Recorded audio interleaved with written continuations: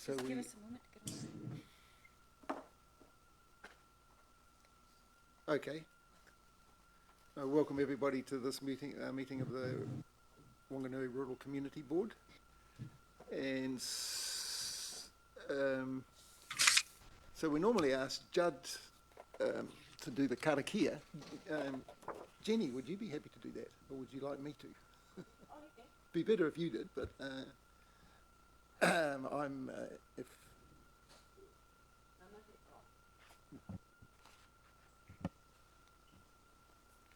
Ngā mihi o te rā ki te wānau e hui hui nei ki a tau te rangi Māori ki a wakatāpua tātou me ngā mea e wakapono ana tātou hau me e hui e taiki. Thank you, Jenny. So I'll start by asking for apologies. I have received two, Helen Craig and Brian Doughty. Do we have any further apologies? Just record, if you would please, David Cotton. Thank you, and David Cotton. Okay.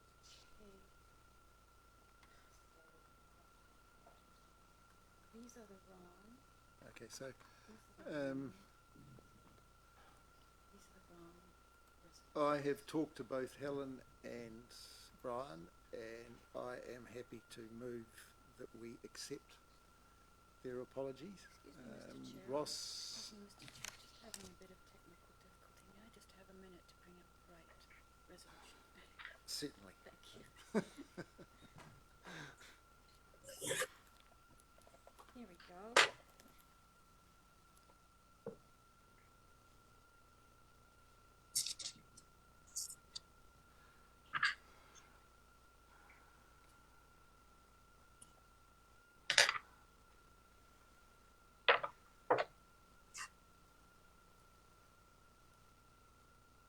So we're just waiting for the correct resolution to appear so that we know what we're voting on.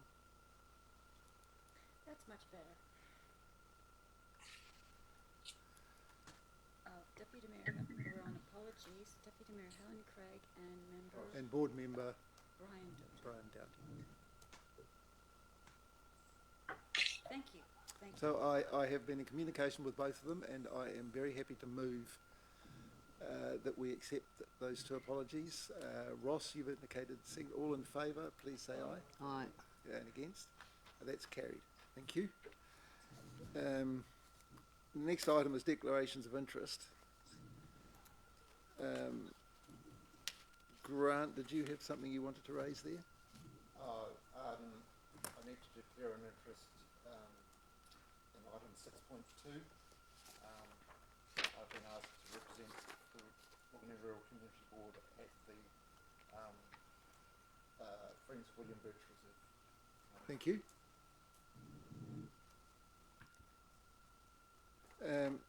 Okay, so we'll record that. There is another item. There is an application to our grant fund from the Wanganui District Rural Halls Community Trust. So the deed of that trust requires that 3 members of the Rural Community Board be trustees of that trust. And so there are 3 of us here, Bill, Michael and myself. So we are declaring a conflict of interest. We are declaring an interest there, and it is our intention that for that item we step away from the table.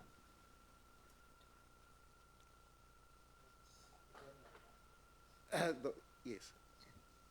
So I'd have to check with governance, but that's going to leave us pretty short in terms of voting for that item. So I'm not quite sure what the procedure for that will be. Quorum. We won't be able to proceed with that item, I'm afraid. We'll have to perhaps... Chair, isn't it an update of how the funds were spent? No, it is a decision report. Okay. On an application to the Rural Board, Rural Community Fund. Problem. So, okay, so when we get to that item, 6.3, if the what we have here now is to what we have here then, we may have to, it might be appropriate to just defer that. We will, yeah, So that we'll have to send that to the next meeting. unless we get some more members arrive. Yes. Okay, thank But you. we will deal with that when it comes up. Okay. Confirmation, oh, so do we have anything to vote on there? No, you've just declared your interest. Thank you. Okay. So we'll move on to item 4, which is confirmation of the minutes of the 20th of November. So presumably we've read them, so do I have a mover and a seconder to confirm those? One minor amendment, Mr Chair. Okay, shall we get a mover and a seconder and then discuss the Sure. amendment, or is that what's the appropriate way of coping with that? Either way, it's Okay, just a think it is correction granted. to- Yeah, it's just a correction, just Mark Allington in the council offices. It's Allingham, is it not? Oh, spelling mistake to an officer name. Thank you. I will Okay. note that. Okay. And we will otherwise pass the minutes as read. Yes. Alright. Okay, well, no, we need a mover and a seconder for that, please. I'm happy to So move. Grant's going to move. And Michael seconds. So all in favour of that, please say aye. Aye. And against? So that's carried. Thank you.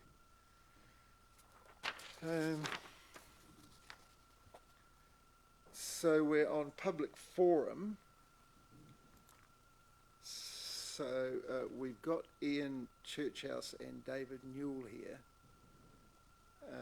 Would you like to give us your presentation now, please?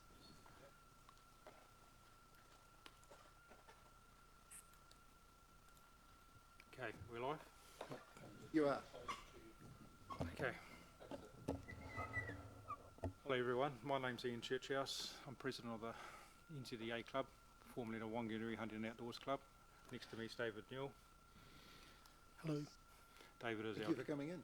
our treasurer. So some months back you gave us a grant. We applied for a grant and you gave us a grant to re-roof our club rooms. So primarily we're here to report on that fact that we have done that. And if you have a look at the first photo, and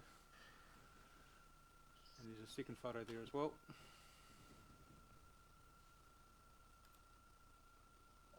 And you can see we've had some artwork done on the front of the building as well. So your grant went a long way towards roofing that. It was very much appreciated, and we'd like to thank you very much for that privilege of that grant. I don't know if you've been past the club rooms lately, but it's looking pretty sharp. There's a bit of painting to do on the outside, but there's always going to be a bit of maintenance on an older building. So this weekend, on the 1st of March, is our 75th anniversary, but it's also our grand opening for becoming an NZDA branch.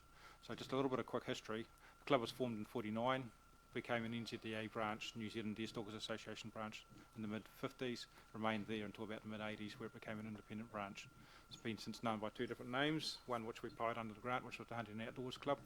In July, I think it was July, David, the members voted to become associated with the New Zealand Deerstalkers Association again, so we just become a New Zealand Deerstalkers Association branch of Wanganui.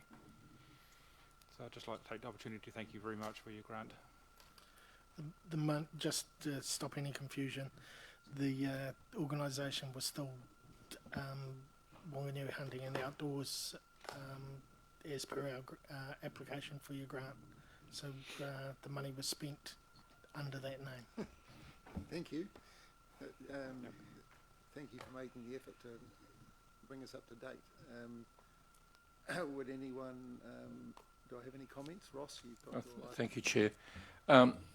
It is so nice that when we're able to assist with funding, to have those people like yourselves come back and give us an update. So I personally do appreciate it. I don't have a conflict of interest. I come from a family of bow hunters, except for me. So I didn't get into it, but I grew up in that environment, and I certainly know the importance of having a clubhouse, and that mural, gentlemen, is stunning. Do we know the artist?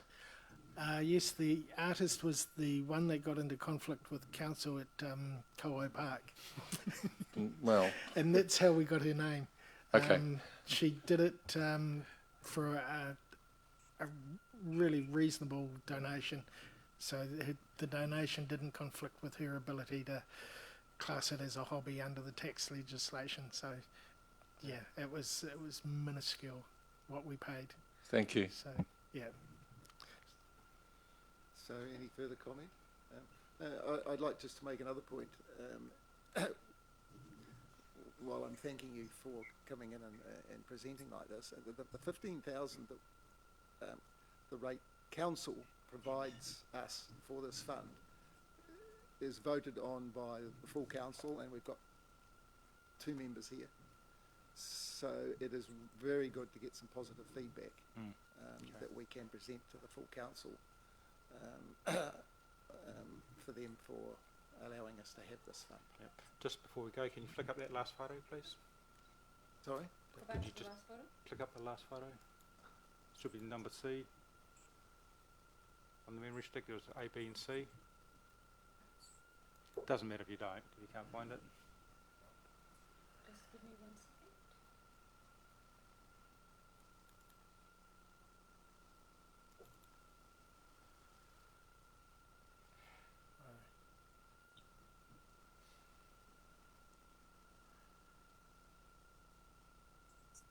Oh, it's not going to take the whole thing in one go.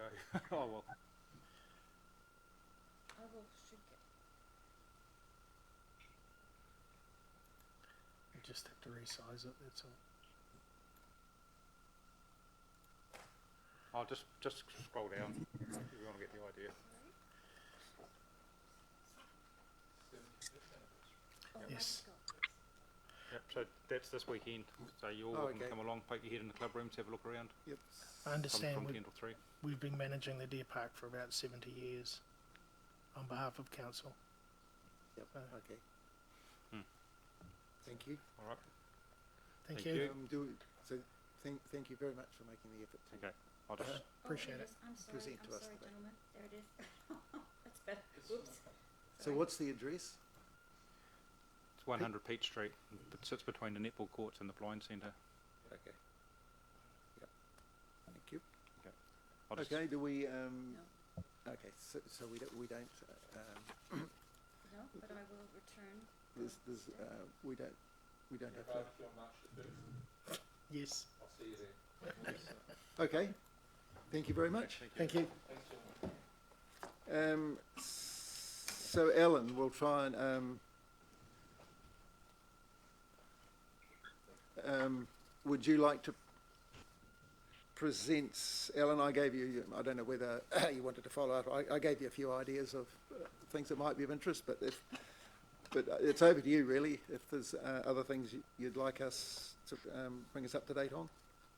Well, thank you, Chair, and I thank the board and staff members for the opportunity to be present at your meeting. We do appreciate that. I don't know if you want to ask questions directly, but you gave me 2 or 3 topics, so I'll just cover them very briefly.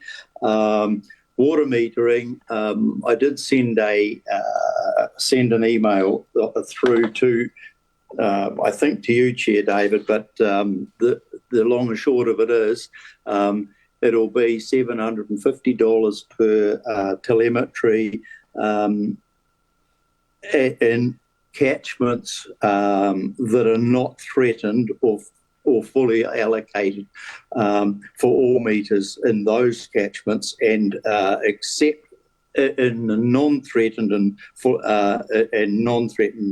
catchments, there's an exemption of 5 litres per second. So in other words, you'll pay $750 per metre unless if you're taking 5 litres or more, unless you're in a threatened catchment or a fully allocated catchment, in which case that amount will apply regardless of what you take. You might want to come back with questions at the finish. I'll just cover the topics you gave me. You asked about the impact of the mapping of highly productive land. We don't know yet. We're awaiting government direction on how that's going to go down. So it does not appear that it will be of any importance to Whanganui, at least in this term of your board sitting. we don't expect to hear from central government before the middle of the year in terms of how we should be doing that. So that's sort of on hold. As to some extent are the freshwater changes, because we're still awaiting government direction on through a new freshwater policy statement. It'll be coming rather sooner than the highly productive land thing, I would expect, but as with government, you can't get any certainty in terms of delivery date, so we're still awaiting that. Those are the three things you raised, David. Is there, I might want to make a point too that our annual plan, just like your councils will be out for, is coming up. We will be consulting, and particularly important for Whanganui, we'll be consulting around bus services and Te Puaha development, the port development. So we think that, I certainly think that there's room for the board to be concerned about what you might want to say with respect to Te Puaha in particular. Just remind you that you didn't submit to our long-term plan, if my memory corrects me, is correct, and we would hope to hear from you. So that's my spiel for the moment. If you've got any specific questions, I'll try to answer them that I haven't addressed.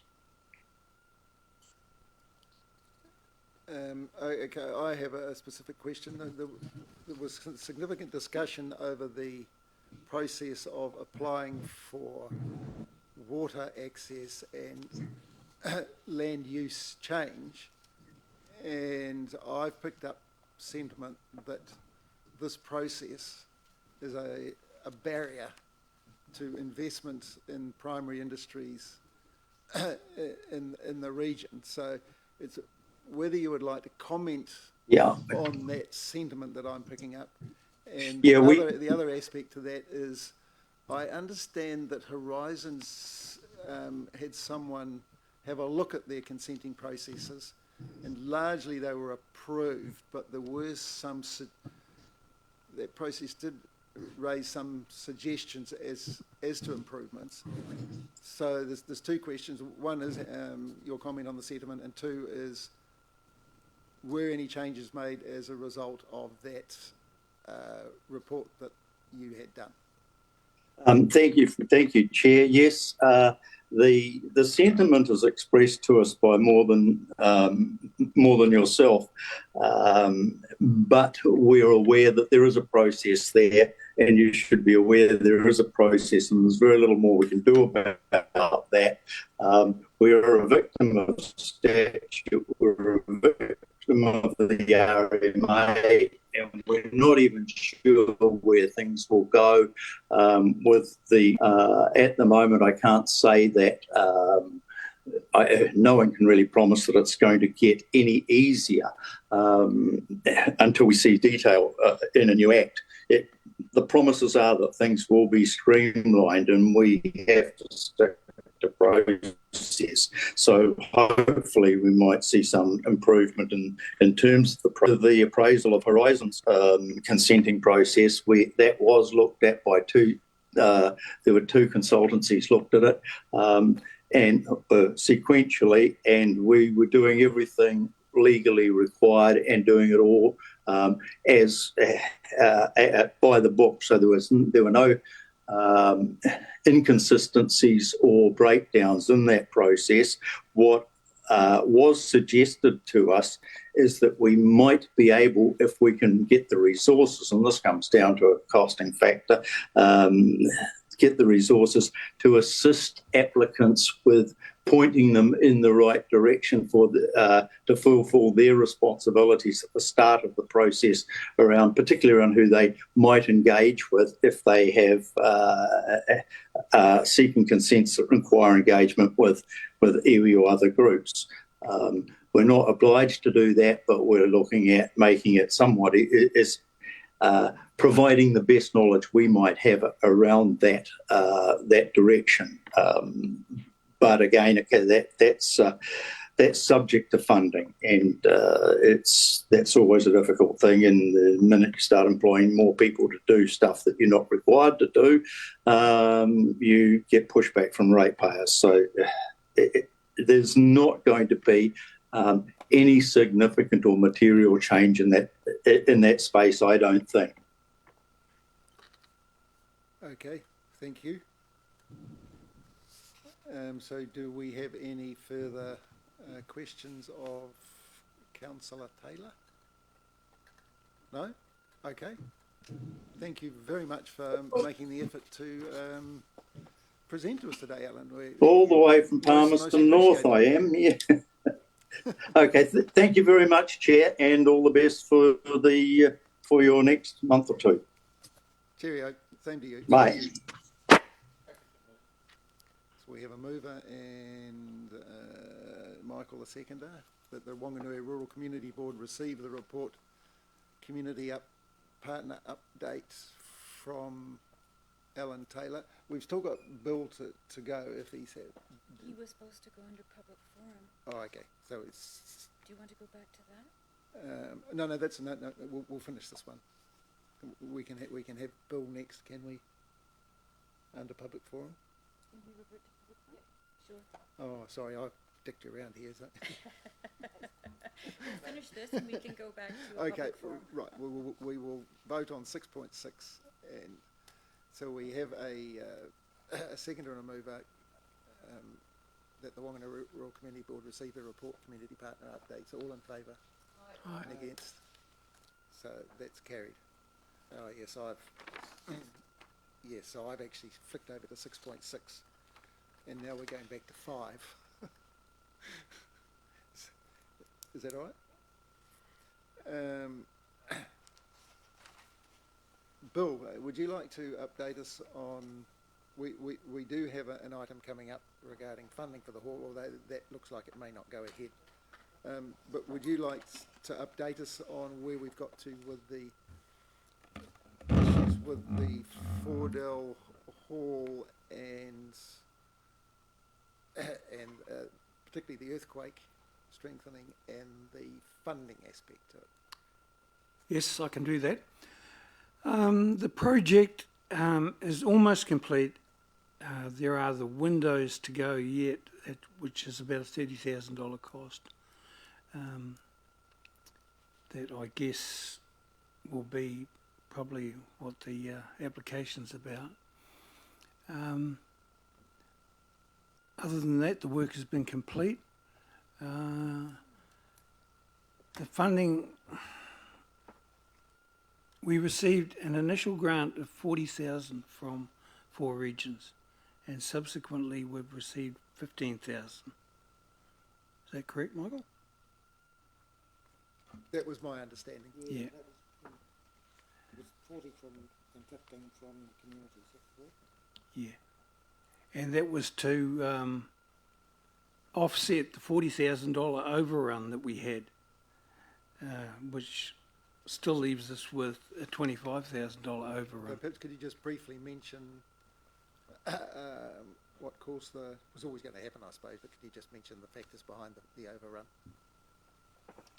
The overrun was caused by, one, we had the ceiling had to come off, which they weren't anticipating having to do.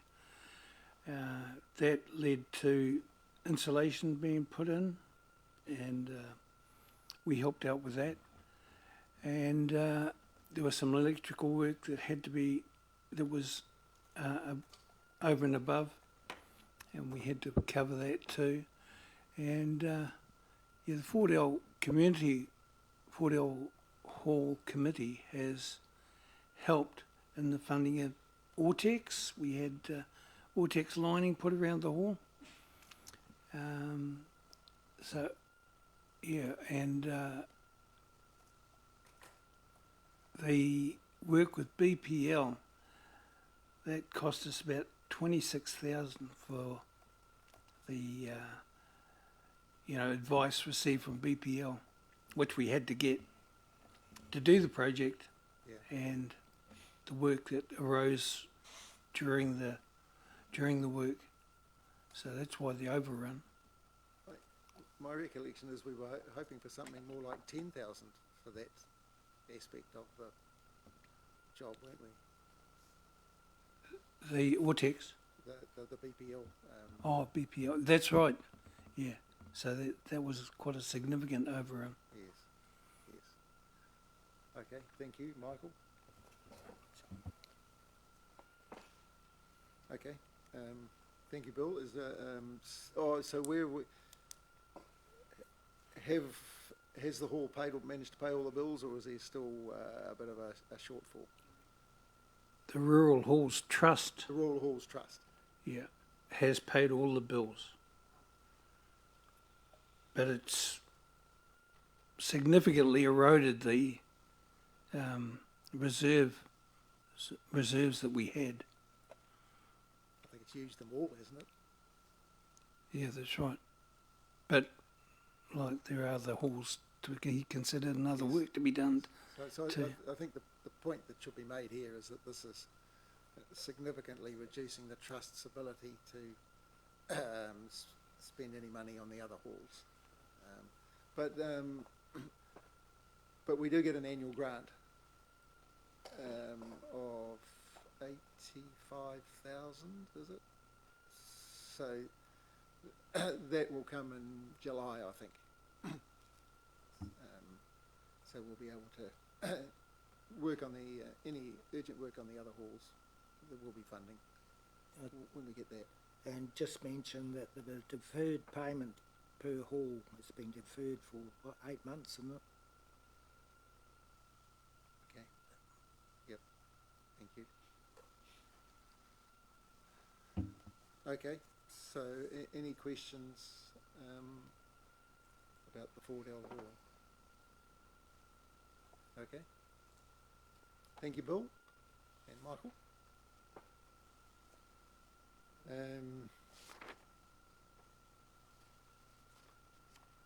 So do we move anything? No, it's a public forum. It's a public forum, okay. So thank you. So we are now on to item 6.1, an application from the Pakaraka Nukamaru Neighbourhood Support Group. Is that the one you're?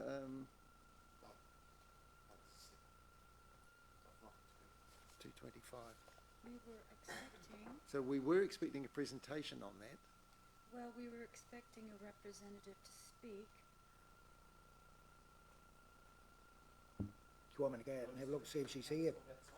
Yes, Kate's please. not coming, it's Fraser Middleton. who's expected.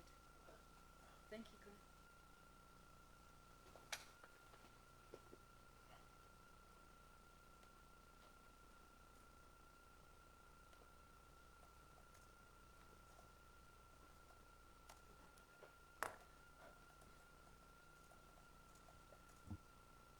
Okay, so is there anybody else here who's got a good understanding of this? I don't think so. So we'll, Can we? It's reasonably straightforward in terms of security. Camera yes. funding, we don't always have. No, that's probably right, actually. Yep, okay. So we have the application. It's all in our minutes. It's in the report. In the reports, rather. Yeah, sorry. 6.1, yes.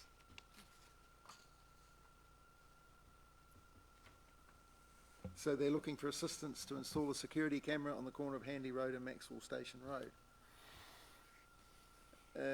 So would anybody like, we have the application in front of us, would anybody like to comment on this application? Ross? Really? Just based on their application themselves, this is an area that needs added security, and the camera will go part way towards reducing, or those people wanting to go out there to cause a few problems to think twice. And I think the benefits of having a security camera for the small amount of money that we're able to put in, that we are helping to fund, I think it's, to use the slang, it's a no-brainer. We should be supporting our rural community with this kind of service. Michael, would you like to comment on that?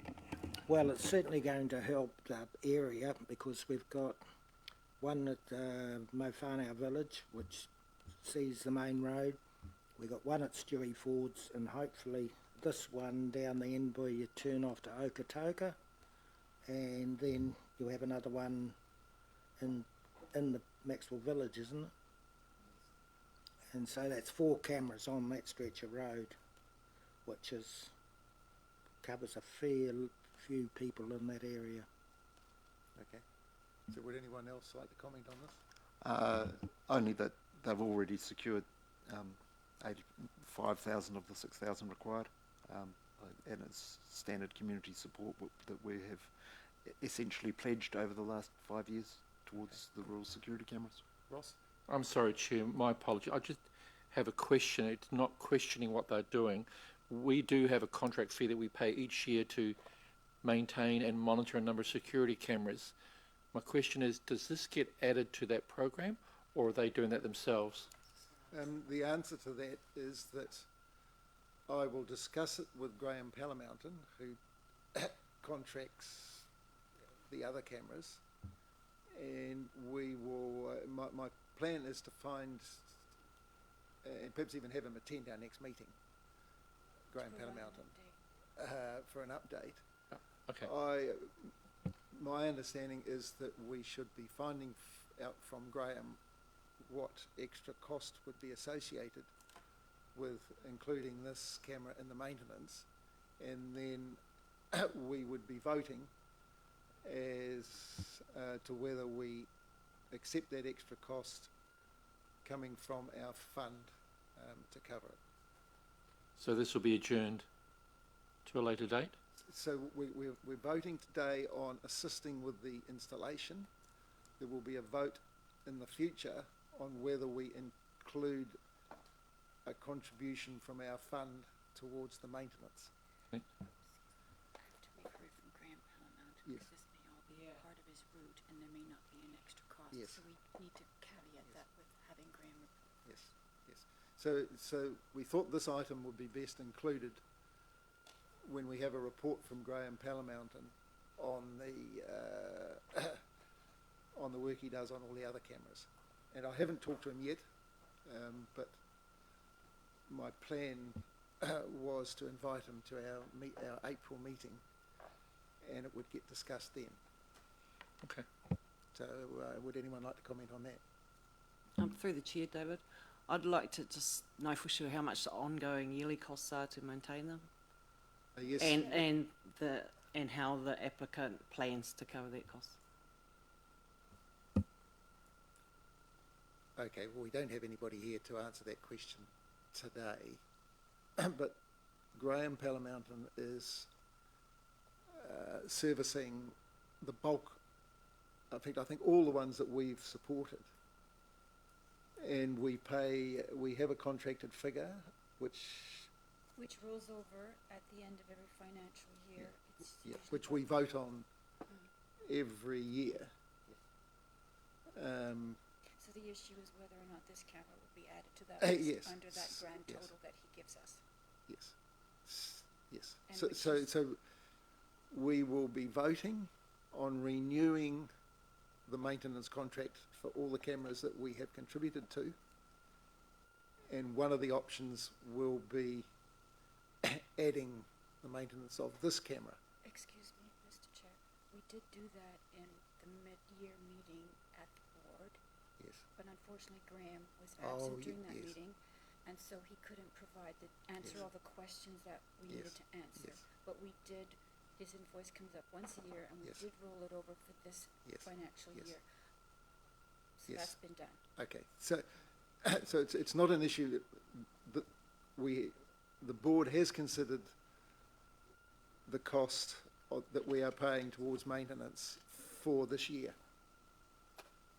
So when it comes up again, so if we talk to Graham at our next meeting, we will probably we should be in a position to get a cost that will be coming from our grant fund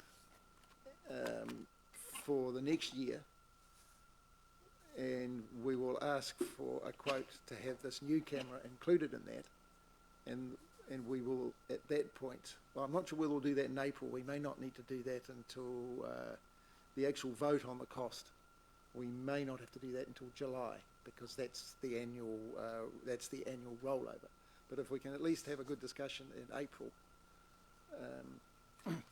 we'll all know where we are. Anna?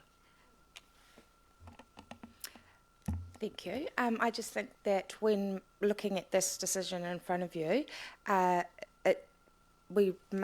it's probably best to go on the assumption that the maintenance costs are separate and that the community in the first instance would be responsible for maintaining it, and if it did get included in that contract, if this board decided to include it in that contract at a later date, that would be a future decision, and not on the basis of this one.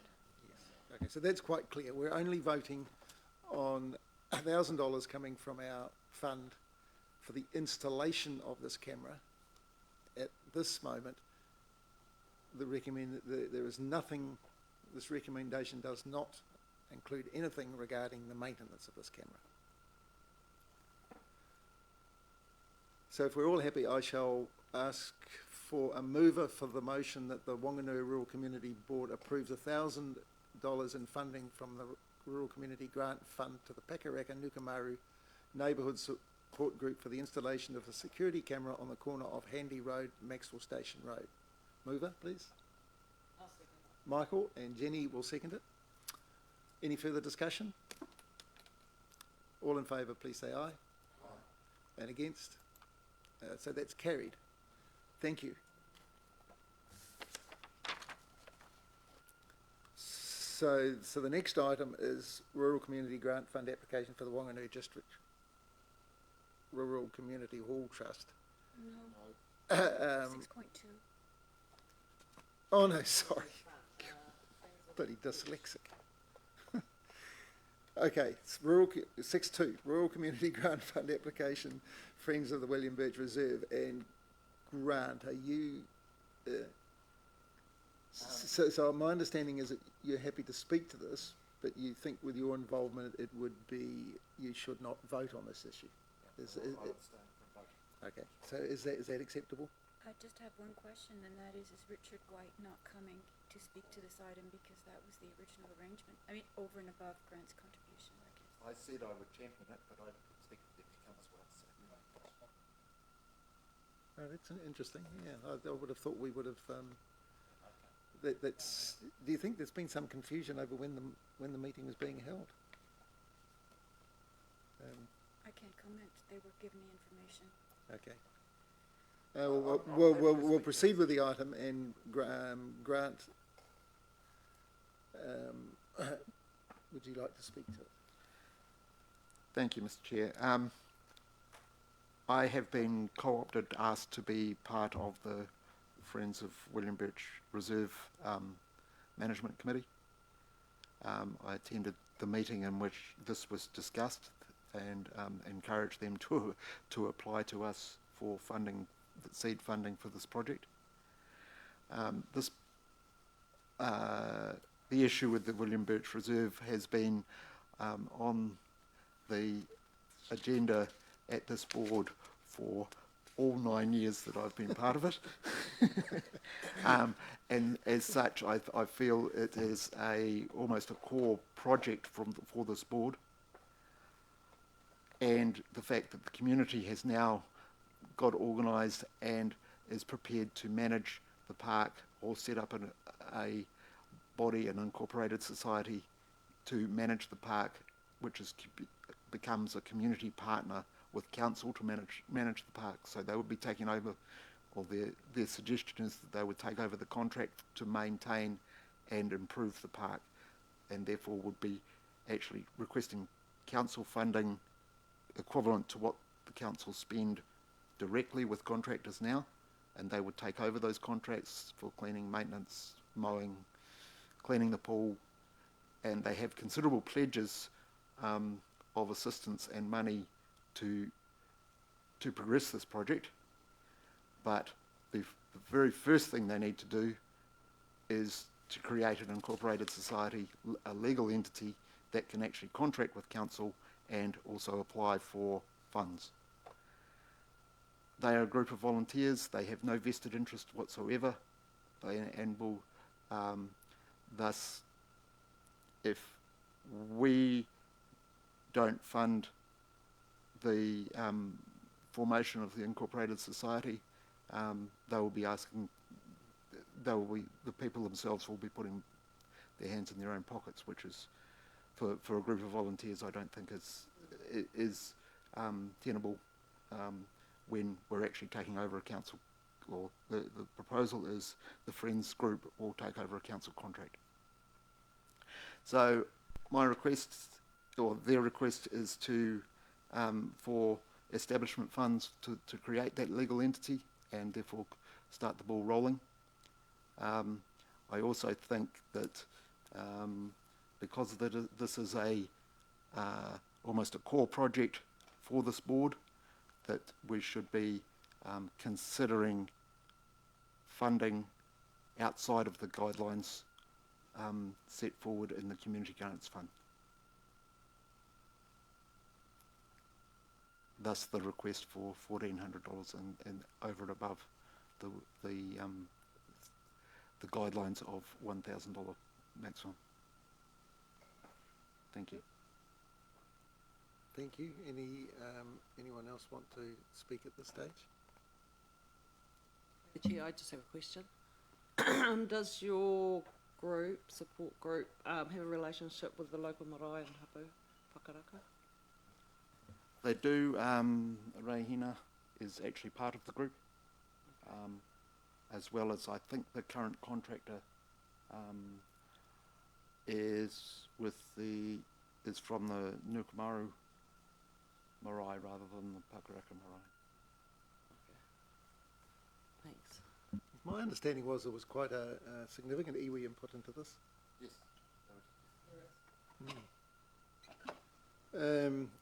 So just one little issue there. I see we've been asked to approve $1,000, and you mentioned you were under the impression of asking for a bigger figure than that. The recommendation from officers is for $1,000 because that is the guideline. The actual request for funding is for $1,400. Yeah. Okay. Yep. So I'm not. Okay. So the recommendation I see that we have from is that it stays at the 1,000. So what would be? How much do you think this process is actually going to cost? We're contributing 1,000. Presumably, do you expect it's going to cost more than that? Well, they've got a quote from a lawyer at $1,400. That is in the application. Right. So they're asking for complete funding of that process. Okay. Thank you. Anyone else got any comments here? I certainly back up Grant in that I've been on this board 9 years, and it's been a constant topic, and we haven't been particularly happy with council's response at any point in those 9 years regarding the cost and what needs to be done there, and the fact that it's could be a great little spot, and it's on the sort of western entrance to the region. So there's no doubt in my mind that we should be giving this group as much support as we can, and pretty much congratulate anyone whoever came up with the idea of forming this trust and just getting in there and doing it. And it has had approval from there has been approval from council to hand over this role to the trust, has he? They have been invited to make a proposal, and they did that. The initial proposal met with the council officers on the 6th of February. I have not had a report back on that process, but they were invited to come up.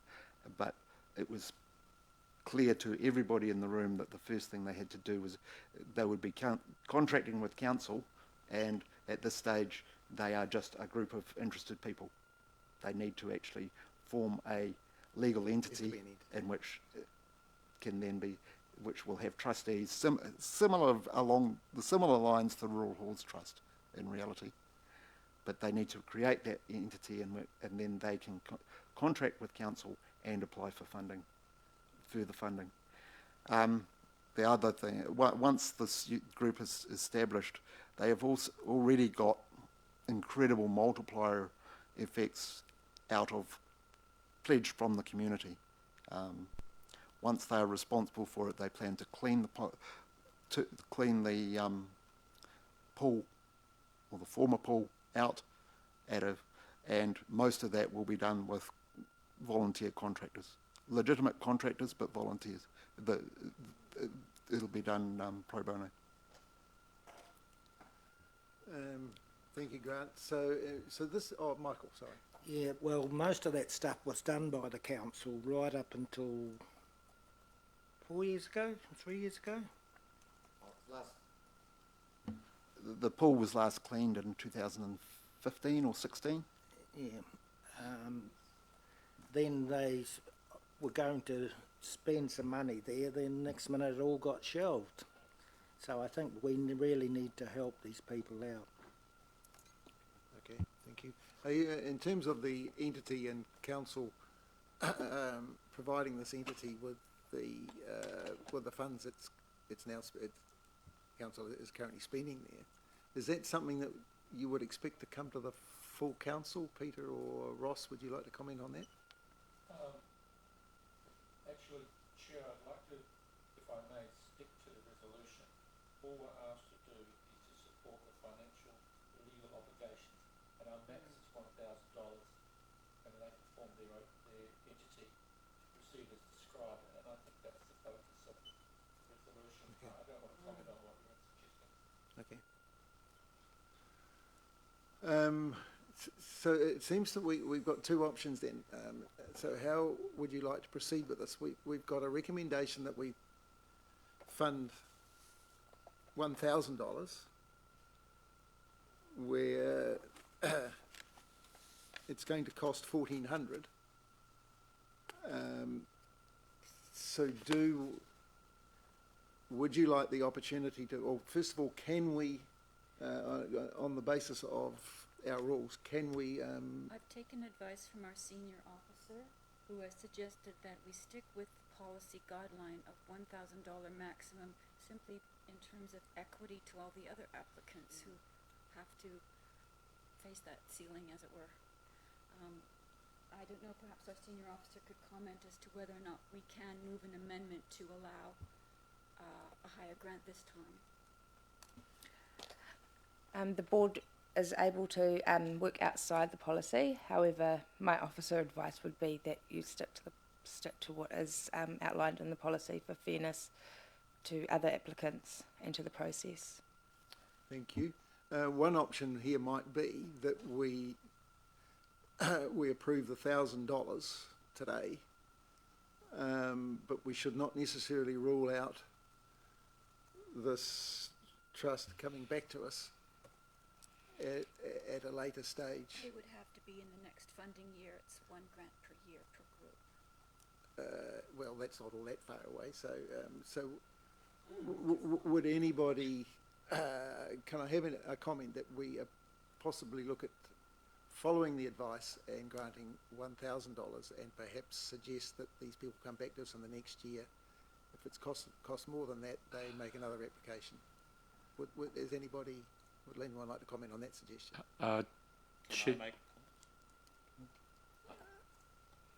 I'm happy for you to comment, Peter. I presume as chair I've got the right to. Yeah, I would like to give them the $1,400, just because if you don't, then they can't progress, and then they're just stuck with exactly the same position that they've always had. You know, do we want to do something, or do you not want to do something? If you do, then approve the $1,400. If you just giving them $1,000 leaves them with nothing. It says yes, the intent is there, but we're not going to give you any money or assistance to do it. So, you know, either you do something or you don't do something. So either decline it or give them the 1,400. Is my opinion. Thank you. Ross? Thank you, Chair. I respectfully disagree with my colleague. The officers have made a recommendation. If we go beyond policy, we potentially can open up the gates to other applicants with their sincerely needed applications. It sets a precedent that I don't want us to open ourselves up to. I'm more than comfortable supporting the $1,000 if those volunteers feel that is not going to get them across the line, or they have no other access to other funds. They may well come back to council for some sort of consideration. But right now, I think we should just stick with policy, fund the $1,000, and see where that sits with them in due time. Thank you, Ross. Do you think, Grant, that if you get $1,000, you will be able to find the other 400 to get to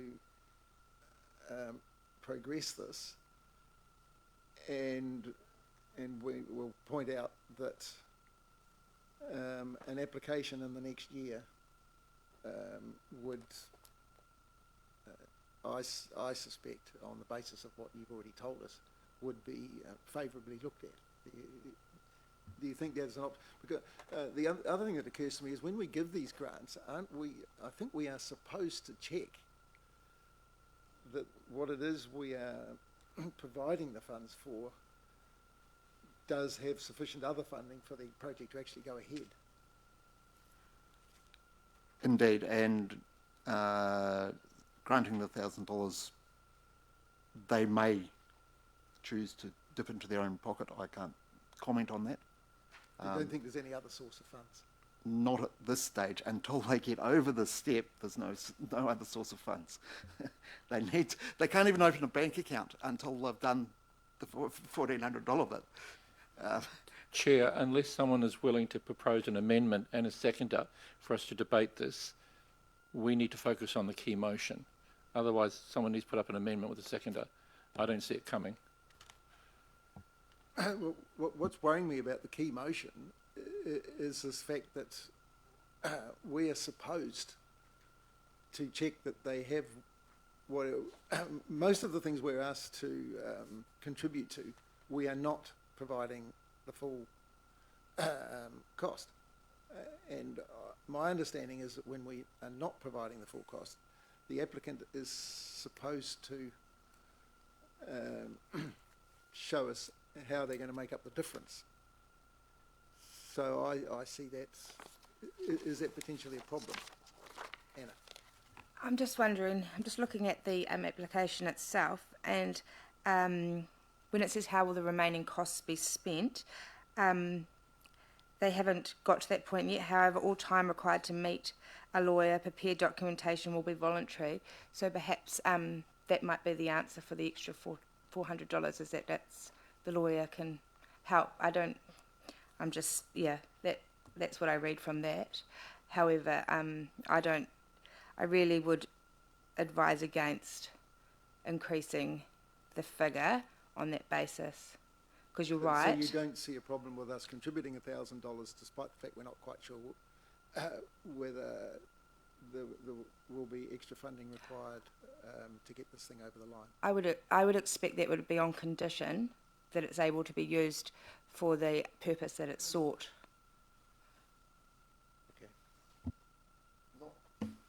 Not talking about this application in particular, but certainly on earlier applications, particularly for the security cameras, that money hasn't been paid out until an invoice has been obtained for that. Oh, you're quite right, yes. So for this, in the Rural Security Grant Fund, we have That's a right, little yes. contract agreement in which these things are laid Okay. out. The So, grant and the purpose of the funds. Okay, so I think we'll get a mover and a seconder for the recommendation that we have now. And then we'll have any further discussion at that point before it actually gets moved. So Happy to move. Ross will move it. Can I have a seconder, please? Michael will second it. So before I put the motion, and we're talking about the one that's on the screen, so it's only it's $1,000. Is there any further discussion? Yes, Chair. Ross, go ahead. With respect as mover, step 13, it says a contract will be drawn up and signed by both parties, and once signed, the grant funding will be released. So if the other party, then council, is not happy to go down this pathway, at that point they may not sign the contract and the money won't be released. Or they sign the contract because they know they can meet the difference and we fund the $1,000 and they make the difference. And that's, to me, the bottom line. Thank you. There's no further discussion. I shall put the recommendation that the Wanganui Rural Community Board approves $1,000 in funding from the Rural Community Grant Fund to help defray the legal expenses incurred with the establishment of the Friends of the William Birch Reserve as an incorporated society. So all in favour of that, please say aye. Against? It's carried. Thank you.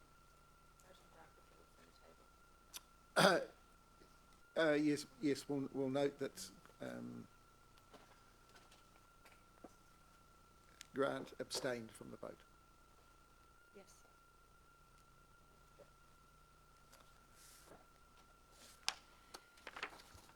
So now we have got item, I get my numbering right now, 6.4? 6.3. Oh, 6.3. It would appear that this item will have to be deferred for lack of a quorum on the basis that 3 of us here are trustees and it would not be appropriate for us to be involved. So do we need to go through any formal recommendation for that? We'll make a note that the meeting could not proceed with this item because there was no quorum, and that it will be deferred to the next meeting, and the minutes will reflect that. Okay. If that's fine. Yep. Because it's a conflict, I'm happy to move that. So do we need to move it? Or do we just let it slide by? We just note it. Okay. So we will note that this item is being deferred to the next meeting. Well, till April 16th. Yes, which is April the 16th. Okay, so finally we've got to 6.4, Anna.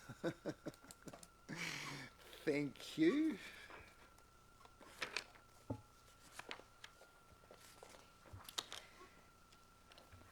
Hello, Board. I'm here today just to provide a quick verbal update on the representation review process and where it landed. I've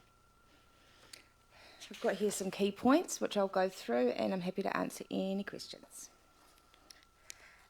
So Wanganui will be represented by a mayor and 12 councillors, 10 in the general ward, 2 in the Maori ward, and both wards will cover the entire district.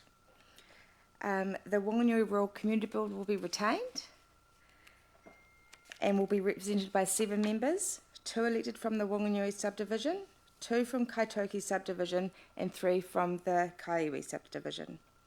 There will be the boundary changes to the Wanganui subdivision and the Kaitoki subdivision proposed to satisfy population ratio requirements was rolled back to reflect the 2019 boundaries, so that was a decision from the Local Government Commission. The boundary change to Kaiwi is upheld. The LGC circulated the determination, and the people that appealed the decisions have been contacted. The council have done a public media post about it and informed the papers. The next step for us now is to reach out to any residents who are affected by the boundary changes to Kaiwi and let them know the next steps, noting that there will be some people in that situation that will no longer be able to vote for the Rural Community Board. It will be minimal, but there will be some impacts. Happy to take any questions. So just, so this change will mean there are people who are no longer classified rural and won't be Potentially. won't be voting, won't be eligible to vote for any ward of the Rural Community Board. That's correct. The numbers are minimal, and our GIS team are identifying those people, and we'll reach out individually to them all. Okay. So that's, is that the only change, or have some moved from the Kaiwi to the Wanganui?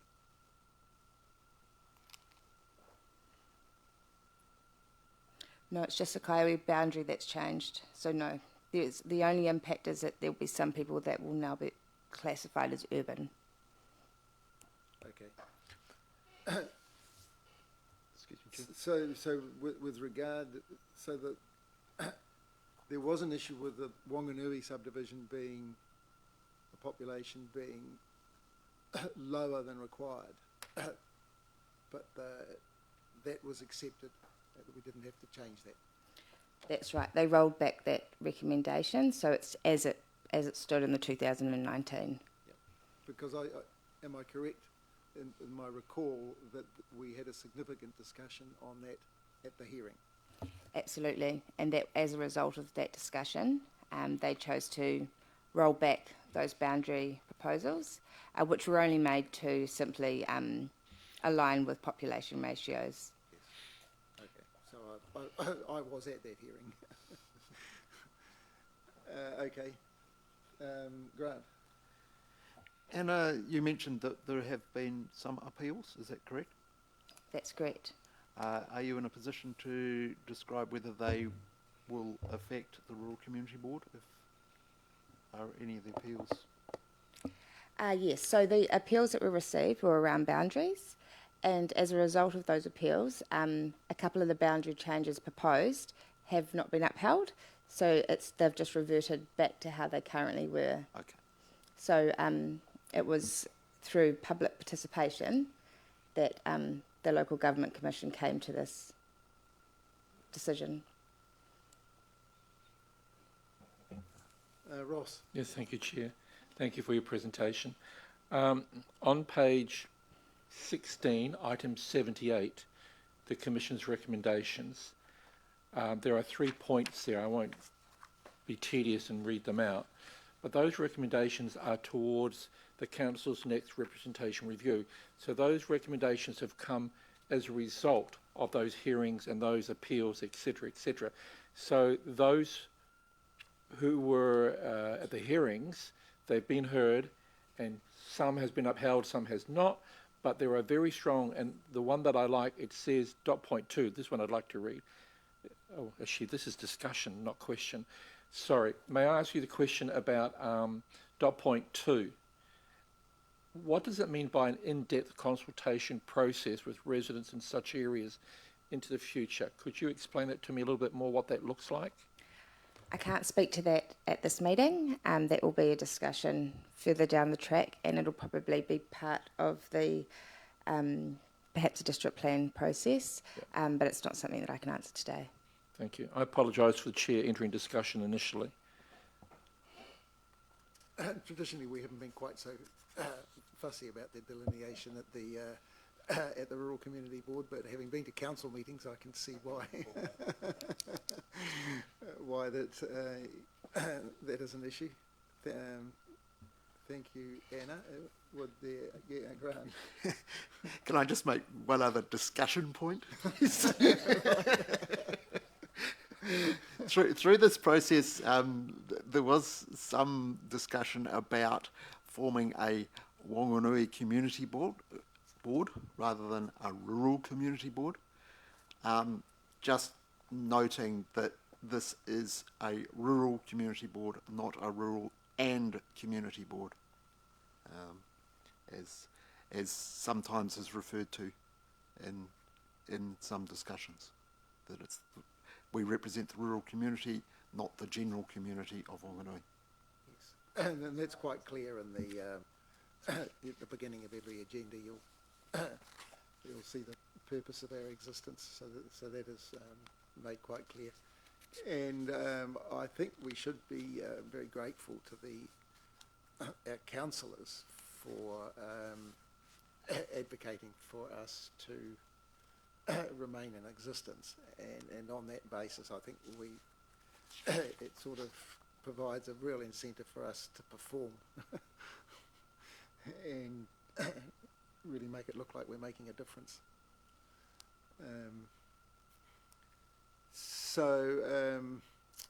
If there's no further discussion or questions, I will ask for a mover and a seconder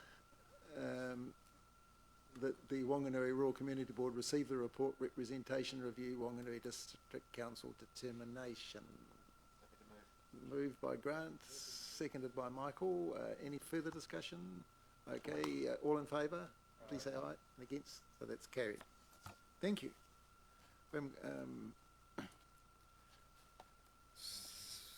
So we've got Mark. Can't see Mark. No, perhaps I'll call him. Yep. I don't think David's appeared. So shall we just put the meeting on hold for a few minutes while we see if Mark is available? I've had some really good discussions with Mark recently, and it's he's in my view, a great asset to the council. So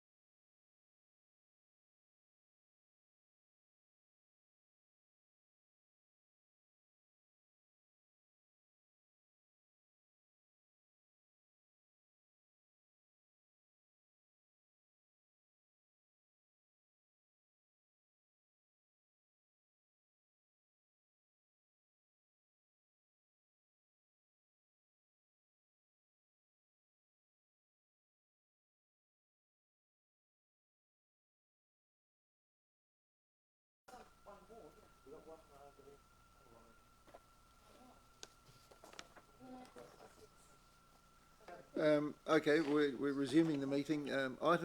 We're up to item 6.5, roading update, February 2025. Mark Elling is obviously indisposed, so we will move this item to our April meeting. Item 6.6. We have already had. We've already discussed that, yeah. And David Cotton is unavailable. So that brings us to item 7, the closing karakia. Would you be happy to assist with that, Jenny? Kia tau, kia tātou katoa, te ata whai o tātou ariki ai hu karaiti, me te aroha, me te ko tahitanga, ko te wairua tapu, ake, amen. Thank you, Jenny. I declare the meeting closed and thank you for your attendance. Thank you, Chair.